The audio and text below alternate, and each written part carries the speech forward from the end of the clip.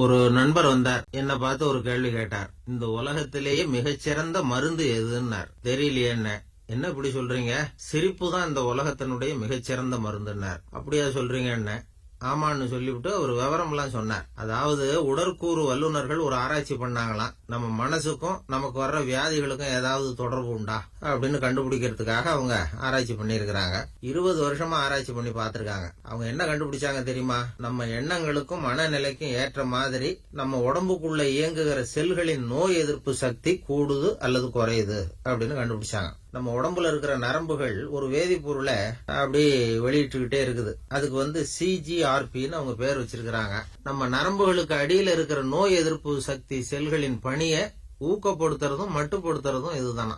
நமது மனநிலைக்கு தகுந்த மாதிரி இது அதிகமாவோ அல்லது குறைவாவோ உற்பத்தி ஆகுதான். நாம மனம் விட்டு சிரிக்கிறப்போ இந்த CGRP அதிகமா சுரக்குது அப்படிங்கிறது தான் இந்த ஆராய்ச்சியில அவங்க கண்டுபிடிச்ச உண்மை. நியூயார்க் மாநில பல்கலைக்கழக பேராசிரியர் ஆர்தர் ஸ்டோன் அவரு தன்னுடைய ஆய்வின் மூலமா பல உண்மைகளை கண்டுபிடிச்சிருக்கிறார். அவர் தான் சொல்றார், உலகத்தினுடைய மிகச்சிறந்த மருந்து மனம் விட்டு சிரிக்கிறது தான் அப்படிங்கிறார். அதனால நல்லா சிரிச்சாவே பல வியாதிகளை விரட்டி போடலாம். இப்பெல்லாம் சில வெளிநாடுகள்ல டாக்டர்கள் நோயாளிகளுக்கு சிரிப்பு வீடியோ படங்களை பாருங்க அப்படின்னு சொல்லி பரிந்துரை செய்யறாங்களாம். வில்லியம் ஃப்ரை அப்படின்னு ஒரு மருத்துவ அறிஞர், அவரும் சிரிப்பை பத்தி நிறைய ஆராய்ச்சி எல்லாம் பண்ணி பார்த்திருக்கார். அவர் என்ன சொல்றாரு தெரியுமா?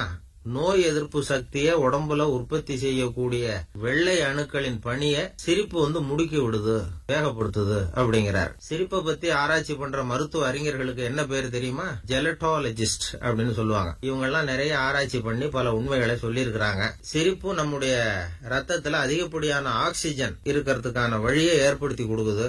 சிரிப்புனால இருதய தசைகள் வலுவடையுது, அதிக ரத்த அழுத்தம் அளவு குறையுது, நுரையீரல்கள் நல்லா வேலை செய்யுது. இந்த என்சிபேலின்ஸ் அப்படிங்கிற ஹார்மோனை நம்ம உடம்புல சுரக்க செய்து தசை வலியை நீக்க உதவுறது இந்த சிரிப்பு. சிரிக்கிறதுனால ரத்த குழாய் விரிவடையுது, ரத்த ஓட்டம் அதிகரிக்குது, மன இறுக்கம் தளருது. சிந்தனைக்கும் உணர்ச்சிகளுக்கும் தலைமை பீடமா செயல்படுகிற நமது மூளையோட வலது பக்க பகுதி சிரிப்புனால நல்லா செயல்படுது. சிரிப்பு பெப்டிக் அல்சர் மாதிரியான இறப்பை புண்கள் வராம தடுக்குது. உலகத்துல இருக்கிற உயிரினங்கள்லயே நம்மால மட்டும்தான் சிரிக்க முடியும். ஒருத்தர் டாக்டர் கிட்ட போனார். டாக்டர் தலைவலின்னார். கவலைப்படாதீங்க நிறுத்தி விடுவோம்னார். டாக்டர் வயிற்று வலின்னார். இன்னொருத்தர் கவலைப்படாதீங்க நிறுத்தி விடுவோம்னார். இன்னொருத்தர் வந்தார். டாக்டர் அடிக்கடி மூச்சு வாங்குதுன்னார். கவலைப்படாதீங்க நிறுத்தி விடுவோம் அப்படின்னார்.